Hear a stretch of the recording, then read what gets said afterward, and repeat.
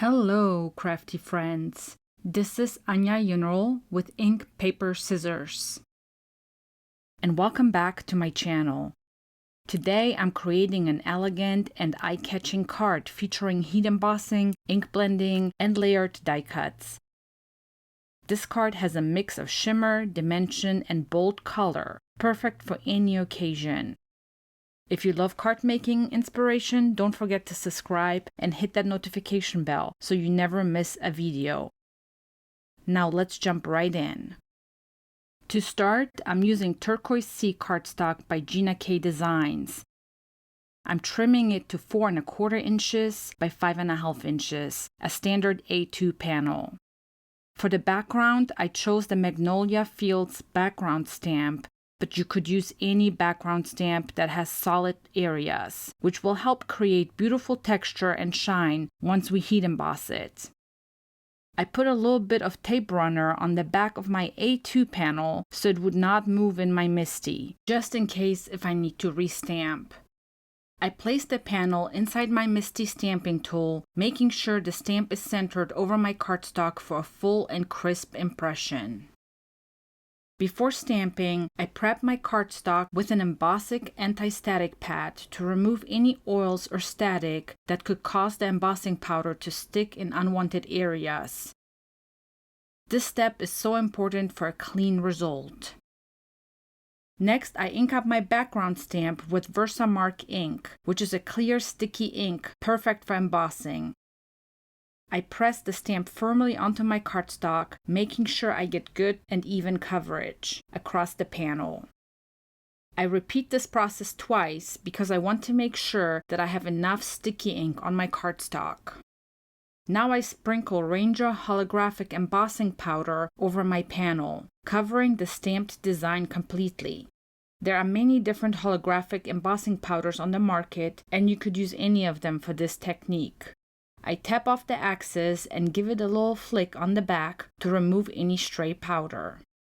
I bring in my heat tool and slowly heat the panel, moving around on my cardstock to avoid warping the cardstock.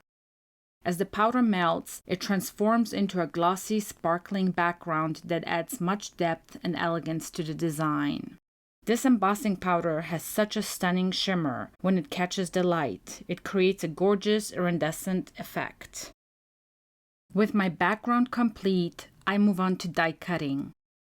I'm using the Autumn Leaves die set by Gina Designs to cut my leaf layers. The base layer is cut from light blue cardstock, while the top detailed layer is cut from teal glitter cardstock for extra sparkle. Before assembling, I add some ink blending to my die cut leaves. You've seen me do this in many videos before. I'm using dark lilac ink and medium orchid ink to create a soft yet vibrant blend over the light blue cardstock. This adds depth and contrast, making the leaves pop even more against the background. This also gives the leaves a whimsical look, which is stunning and gives the leaves a lot of interest. Then it's time to assemble my leaves. I add glue to the back of my glitter cardstock and adhere them on top of my ink blended die cuts. I do this to all of my leaves.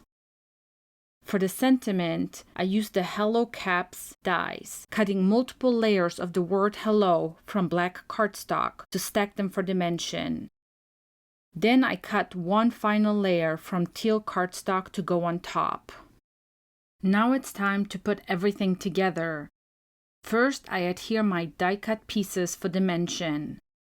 For the sentiment, I layer the teal hello on top of the black die cuts, offsetting it slightly so the black creates a subtle shadow effect.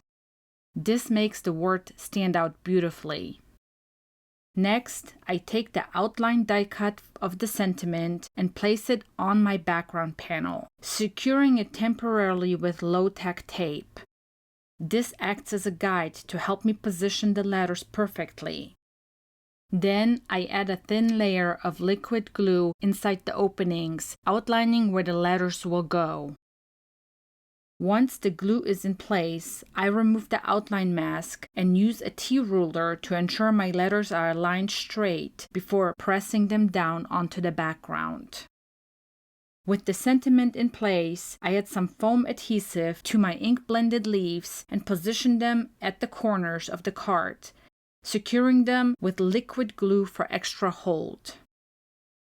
For the finishing touch, I apply clear glaze over the letters, giving them a sleek, glossy look that makes them pop against the holographic background.